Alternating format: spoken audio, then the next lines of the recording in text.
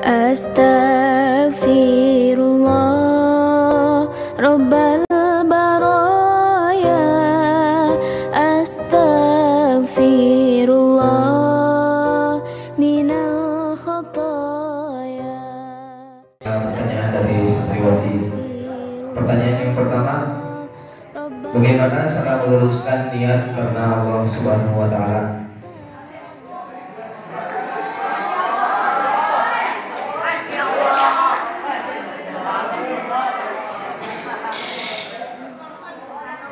Bismillahirrahmanirrahim. Alhamdulillah wassalatu wassalamu ala Rasulillah. Ada sebuah pertanyaan, bagaimana cara agar kita meluruskan niat? Niat ini sesuatu yang sangat penting ya, di dalam kehidupan kita, khusus di dalam ibadah. Karena segala sesuatu tergantung kepada niat. Innamal a'malu binniyat wa innamal likulli imri'in ma nawa. Segala sesuatu itu tergantung terhadap niat.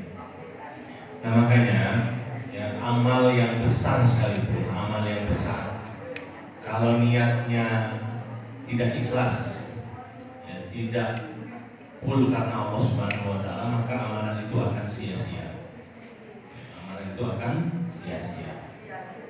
Contoh misalkan ada nanti di Yaumul Akhir kelak, ada 3 kelompok. 3 kelompok ini sebenarnya amalnya bagus semua, amalannya bagus semua. Ada yang pertama yang berjihad fisabilillah, kemudian yang kedua orang-orang yang senantiasa berinfak bersedekah, ya, kemudian yang ketiga adalah orang yang para penuntut ilmu dan ahli ilmu. Ketika Allah Subhanahu wa Ta'ala panggil, ya, ditanya apa yang sudah engkau lakukan di dunia untuk. Kemudian orang itu mengatakan, ya Rabb, wahai Tuhanku, aku telah berjihad fisabilillah. Kemudian kata Allah Subhanahu wa Ta'ala, kadzabta, engkau berdusta. Bahwasanya engkau berjihad bukan karena aku, bukan karena Allah Subhanahu wa Ta'ala, tetapi karena ingin disebut pemberani, karena ingin disebut hebat, karena ingin disebut jagoan. Makanya dalam melakukan amal segala sesuatu ini, dalam jihad sekalipun, amal sekalipun, itu harus betul-betul niat karena Allah. Ini contoh, ada sekalian, ada kisah dulu, ya. Sayyidina Ali ketika dalam peperangan, beliau sudah mengalahkan lawannya sampai terjatuh. Kemudian lawannya tersebut, orang kafir tersebut, lalu meludahi wajah Sayyidina Ali, dicipukan, kena wajah. Lalu Sayyidina Ali meninggalkan orang tersebut. Ditinggalkan, kenapa? Kata orang kafir tadi, ya Ali, kenapa kau tinggalkan saya? Kau tidak membunuh saya. Kemudian Ali mengatakan, saya khawatir kalau saya membunuh engkau bukan karena Allah, tapi karena gara-gara nafsu, gara-gara diciduhan. Ya, kamu kalau lagi berperang, hati-hati. Berperang itu harus betul-betul membunuh bukan karena syahwat nafsu, tapi benar-benar karena Allah Subhanahu wa Ta'ala. Ya, begitu pula orang yang memberikan infak, sedekah, ya, dia ketika berinfak sedekah harus benar karena Allah Subhanahu wa Ta'ala, bukan karena ingin dipuji kayak Haji Muhyiddin. Tahu Haji Muhyiddin? Nah, berarti tukang molajo naik bubur, tukang bubur naik haji. Haji Muhyiddin, dia ingin disebut, jangan. Termasuk juga ketika dia menuntut ilmu dan dia mengajarkan ilmu, hati-hati. Niat dalam menuntut ilmu itu karena apa? Ya, ada sekalian datang ke pesantren Cipari ini niatnya karena apa? Harus niatnya karena Allah Subhanahu wa Ta'ala. Sebagaimana diajarkan oleh seorang imam ahli hadis namanya Imam Ahmad bin Hanbal. Imam Ahmad bin Hanbal ini senantiasa mentajdid. Tahu tajdid? Tajdid dunia. Tajdid dunia ini memperbaharui niatnya. Bagaimana agar niat kita ikhlas karena Allah Subhanahu wa Ta'ala, dia harus mentajdid, ya, senantiasa memperbaharui niatnya. Imam Ahmad bin Hanbal, dia kalau ingin mengisi kajian hadis, kajian yang beliau akan berhenti sejenak, lalu kemudian beliau akan bertanya ke dalam dirinya, ke dalam hatinya, untuk apa engkau melakukan ini? Maksudnya melakukan ini apakah untuk diri sendiri atau karena untuk orang lain atau karena Allah Subhanahu wa taala. Maka dia akan meniatkan bismillah, ini niat karena Allah Subhanahu wa taala. Ini tajdid, bagaimana agar kita luruskan niat karena Allah Subhanahu wa taala, ya harus terus niat itu diperbaharui, ditajdid. Ya, ditajdid itu terus diperbaharui. Mudah-mudahan ya Allah, ini niat ikhlas karenamu, karena Allah, bukan karena yang lainnya. Ya, segala sesuatu yang kita lakukan, menghafal Al-Quran, menghafal hadis, bukan karena orang lain, tetapi niat karena ganjaran balasan dari Allah Subhanahu wa taala. Bukan karena disuruh guru, bukan karena orang tua, jangan. Semuanya harus kita niatkan. Semuanya ini untuk Allah Subhanahu wa taala, dan Allah akan memberikan ganjaran. Karena ingat adik sekalian, nanti di yaumul akhir ketika kita niatnya bukan karena Allah, ya, niat amalan ibadah, amalan apapun, kalau di dunia niatnya pingin dipuji orang, ya, dia beramal karena pingin dipuji orang, maka kata Allah Subhanahu wa taala, ya, mintalah balasan ganjaran kepada orang yang kau dulu harapkan, ya, bukan pada Allah. Yang nanti kata Allah Subhanahu wa taala, ketika ada seorang hamba datang, ya Rob, saya minta ganjaran pahala, kata Allah, mintalah ganjaran pahala yang dulu di dunia kau berharap. Jadi tong harap, ya, ke manusia itu jangan berharap. Ya, kadang kalau berharap kepada manusia, dapatnya apa? Kecewa. Ya enggak?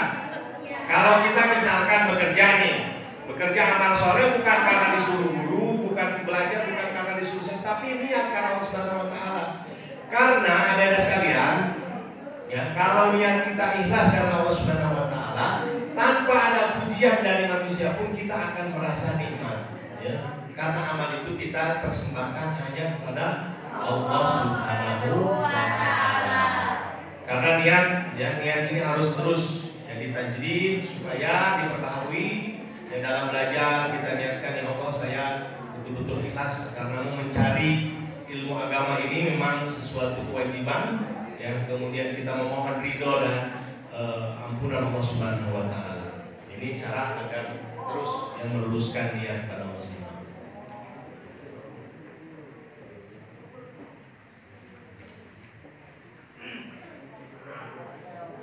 Pertanyaan yang kedua, bagaimana cara menghindari sifat ghibah?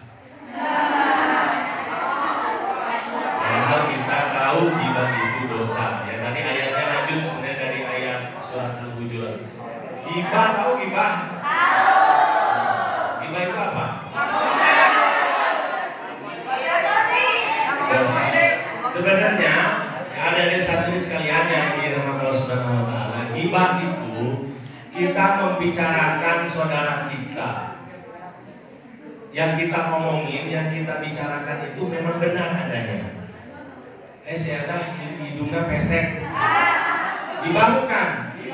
Ghibah kalau kita bilang saudara kita itu pesek, kemudian saudara kita mendengar tidak senang dengan suatuan pesek. Emang pesek di tuna, gitu kan?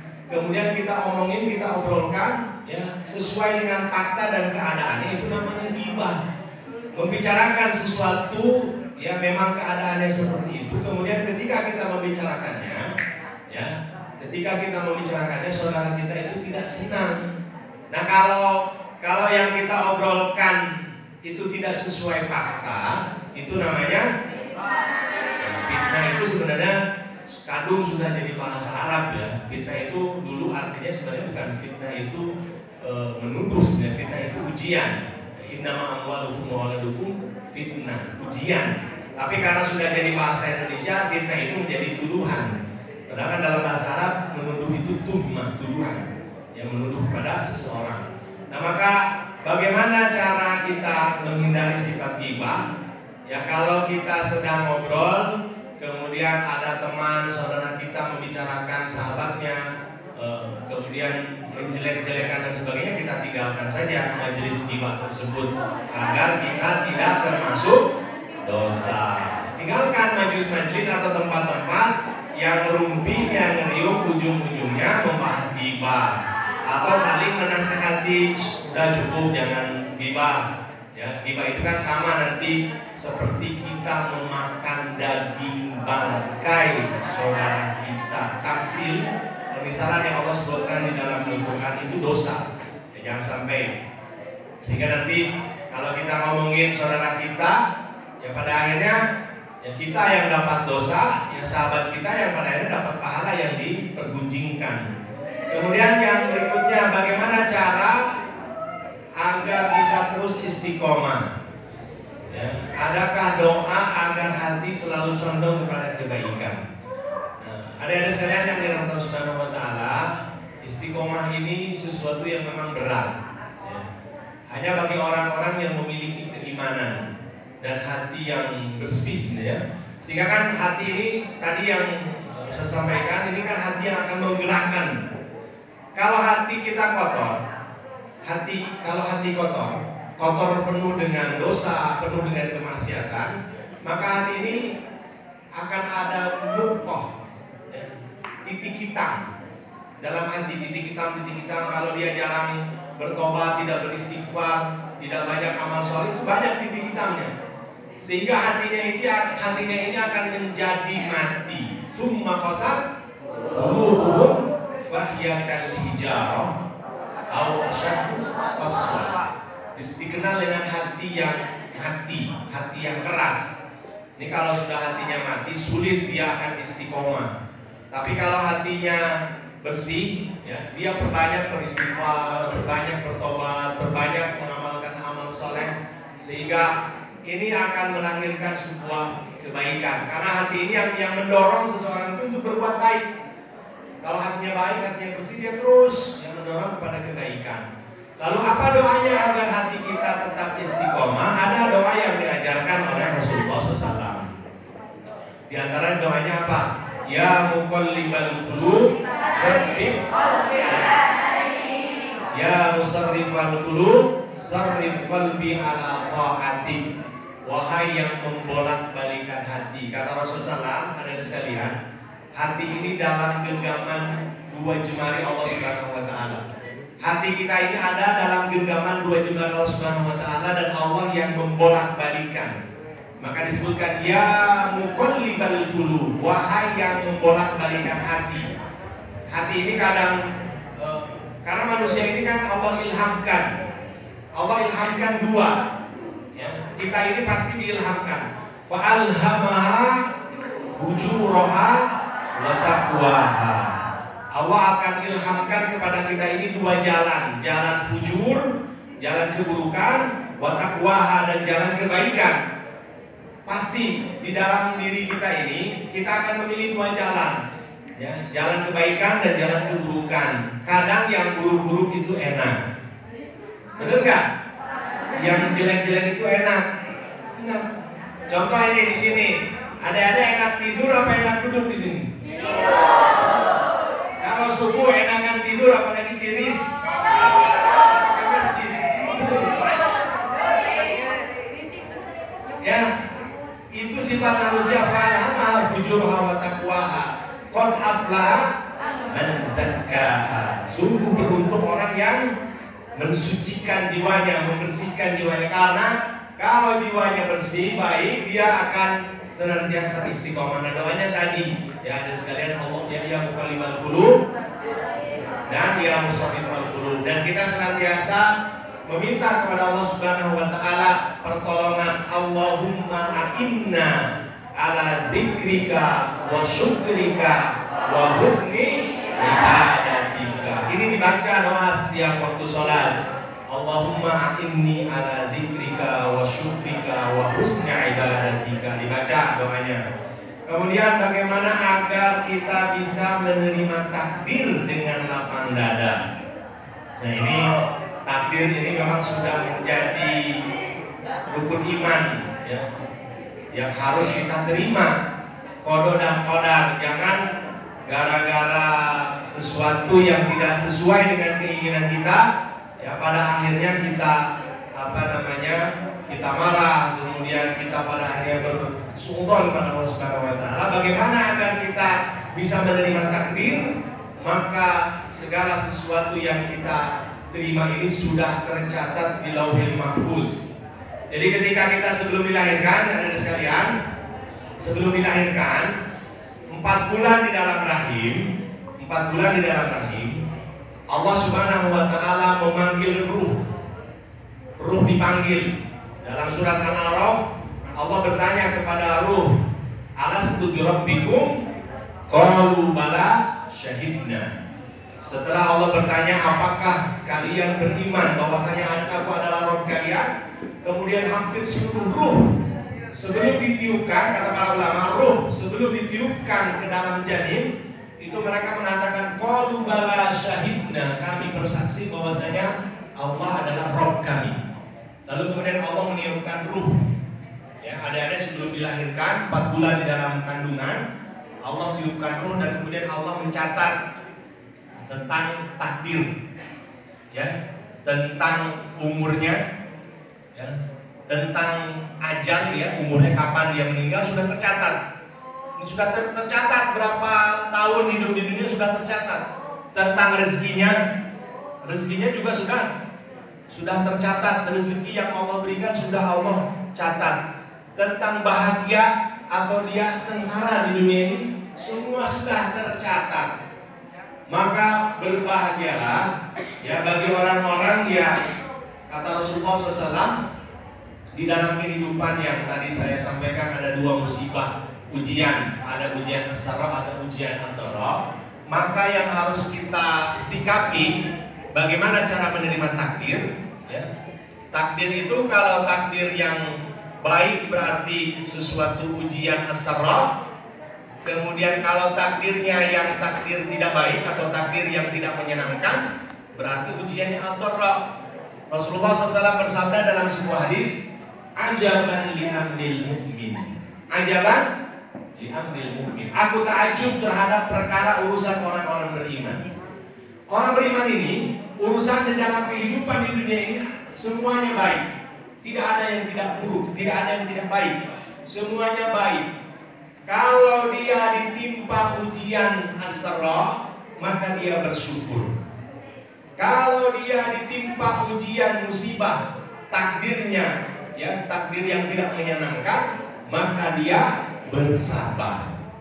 Maka kuncinya ketika menghadapi menerima takdir itu ya harus digunakan 2 sayap dalam kehidupan ini, syukur dan sabar. Ya, sabar ini yang harus kita lakukan dan kita meyakini ya kalau sudah takdir kita lapang dada, kita bersabar karena sabar ini ganjaran pahalanya unlimited. Ganjaran pahalanya tanpa batas. Allah yang akan mengajarkan luar biasa. Jadi bagaimana caranya ya dengan bersabar. Ya. Kemudian cara berkolaborasi dengan teman sebaya dalam kebaikan. Wah, ini ada sifat kolaborasi, bekerja sama, ya. Wa ta'awanu 'alal birri wat taqwa wa la ta'awanu 'alal itsmi wal 'udwan. Jadi kalau kita berkolaborasi dengan teman, ya kita harus ta'awanu 'alal birri wat taqwa, kolaborasinya tentang kebaikan, tentang ketakwaan, ya. Ketika kita saling bantu, saling sokong, saling dukung, ya bisa dengan kemampuan kita. Ya, disebutkan karena realitanya teman sebaya banyak yang menjauhkan. Nah, biasa kalau di kalau di kita kadang suka ada kelompok ngageng, ya ada nggak nih di sini ngageng? Ada. Kelompok putra putri juga ngageng, kadang sini nggak boleh, ya. Bahkan kalau bertiga juga jangan si harerosan. Yang satu dicuekkan, dibiarkan. Ya mestinya kita harus sama-sama di dalam lingkup pesantren ini selalu beramal jama'i, berkolaborasi, beramal sama-sama, saling mendukung, ya saling mensupport, saling membantu. Ini contoh nih ya. Dulu Ustaz waktu di mana? Di Mesir. Tapi kadang kan beasiswa Al-Azhar kan telat. Kadang telat, tidak sesuai jadwal. Kalau telat tidak sesuai jadwal, ya kolaborasi ya saling mensupport. Kalau ada teman yang ada rezekinya, jadi satu rumah apartemen itu saling bantu, ya kadang saling memberi, ya, karena sudah kita anggap sebagai saudara ukhuwah. Ini yang kita bangun itu ukhuwatul Islamiyah. Ya. Wa'tasimu bihablillahi jami'an wa la tafarraqu. Ya, senantiasa berpegang teguh pada Allah, pada tali Allah Al-Qur'an, jangan berpecah belah, harus saling menasihati, saling dukung, saling membantu dalam kebaikan. Kemudian yang berikutnya, bagaimana caranya agar kita tidak memelihara sifat kesal terhadap orang lain. Sifat kesal, salamatus sadr. Salamatus sadr ini lapang dada. Dulu nih, anak-anak sekalian, Rasulullah mengatakan sebentar lagi akan masuk seorang calon ahli surga. Nabi kecil-kecil masuk ke masjid. Ya, kemudian para sahabat melihat ada seorang pemuda baru selesai ambil air wudhu, masih terlihat bekas wudhunya. Besoknya Rasul pun mengatakan sebentar lagi akan masuk seorang calon ahli surga. Kemudian yang datang orang itu lagi, ya, orang itu lagi. Kemudian Abdullah ibnu Umar penasaran. Abdullah ibnu Umar ini terkenal di dalam hadis. Beliau ini adalah orang yang senantiasa mengikuti sunnah Rasulullah SAW. Bahkan kalau ada kebaikan dia pasti cari. Yang dimiliki oleh orang lain pasti dia kejar. Apa sih rahasianya orang ini sehingga Rasul mengatakan dia calon penghuni ahli surga? Akhirnya Ibnu Umar ini ziarah ke temannya, ke sahabat tadi. Dia nginep 3 hari 3 malam. Nginep 3 hari 3 malam di inti dilihat amal sholatnya sama, sholatnya biasa, ibadahnya biasa, nggak ada yang spesial. Tidak ada yang spesial. Pada akhirnya setelah 3 hari Ibnu Umar bertanya kepada sahabatnya tadi, wahai sahabatku, sebenarnya aku selain bertamu, ya, bertamu itu 3 hari. Ya. Syarat bertamu biasanya 3 hari, kalau 4 hari, 5 hari itu bisa jadi memberatkan tuan rumah. Ya, 3 hari udah selesai lah, udah dikasih makan, kasih minum. Sama kalau kayak di Dubai juga sama. Di Dubai, di tempat-tempat Emirat itu kalau bertamu 3 hari, setelah 3 hari baru ditanya apa maksud dan tujuan. Nah maka ada sekalian, ketika Ibnu Umar setelah 3 hari bertamu, kemudian dia bertanya, Rasulullah SAW mengatakan engkau ini termasuk calon penghuni surga. Apa sih amalan rahasianya? Saya melihat biasa saja. Kemudian sahabat tadi mengatakan mungkin amalan rahasianya amalan hati. Ya, sahabat tadi mengatakan saya kalau sebelum tidur, kata sahabat tadi, kalau sebelum tidur dia salamatus sadr. Salamatus sadr ini melapangkan dadanya. Tadi si A telah berbuat ini, si B temannya ini, saya maafkan, saya ampuni. Ini sifat yang harus kita miliki. Orang yang beriman bertakwa itu harus punya sifat al-afu. Tahu al-afu? Pemaaf. Allah punya sifat al-afu. Allahumma innaka afuwun tuhibbul afwa fa'fu anni. Ya Allah, Engkau Maha Pemaaf. Pemaaf ini harus dimiliki. Allah Subhanahu wa taala memberikan maaf kepada hambanya terkadang sebelum hambanya minta maaf. Sebagaimana orang-orang yang beriman dan bertakwa, wal 'afina 'anil nas. Di dalam surat Al-Imran disebutkan wal 'afina 'anil nas. Dia suka memberi maaf. Nah, maka harus sering-sering berlapang dada karena pahala orang yang memberi maaf, lapang dada ini pahalanya surga. Kemudian yang terakhir, bagaimana cara mengembalikan rasa semangat hidup? Ya, harus optimis. Wala tayasu min rahmatillah, jangan putus asa. Kita harus optimis selalu dalam kehidupan ini. Jangan ya merasa tidak mampu, merasa tidak bisa, tidak semangat. Ya, jangan seperti karena hidup ini ya memiliki sebuah tujuan hakikatnya kita untuk beribadah. Ya, harus semangat hidup ini untuk beribadah. Ya, ganjaran pahalanya ada di sisi Allah Subhanahu wa taala. Kebahagiaan yang kekal abadi adalah kebahagiaan di yaumul akhir. Kita akan mendapatkan ganjaran pahala surganya kalau kita senantiasa optimis dan senantiasa kita melakukan segala sesuatu dengan niat ibadah. Sebagaimana Sayyidina Ali mengatakan, hayatuna kullaha ibadah. Hayatuna kullaha ibadah. Setiap hidup kita semuanya ibadah. Apalagi nuntut ilmu ini ibadah. Ibadah yang luar biasa. Man salaka tariqan yaltamisu ilman sahalallahu tariqan ilal jannah. Barang siapa yang ada dalam menuntut ilmu, Ini adanya kalau sekarang dalam menuntut ilmu, kemudian meninggal, niatnya ikhlas karena Allah, sahlallahu tariqan ilal jannah. Allah akan memberikan kemudahan jalan menuju kepada surga. Beruntunglah bagi orang-orang yang talabul ilmi.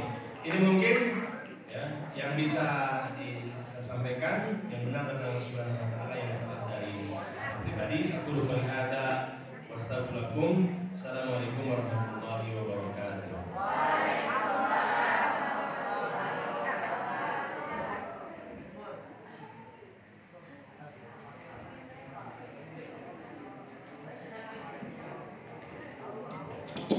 Alhamdulillahirrahmanirrahim. Sesi tanya jawab telah selesai. Yang langsung saja ke acara terakhir, yaitu menentukan. Mari kita tutup doa ini dengan bacaan hamdalah dan doa majelis. Alhamdulillahirabbil alamin. Subhanallahumma wa bihamdika asyhadu an la ilaha illa anta astaghfiruka wa atubu ilaik. Mungkin demikian acara ini telah selesai. Mohon maaf, saya selaku pembaca ada kesalahan. Wabillahi taufiq wal hidayah. Wassalamualaikum warahmatullahi wabarakatuh.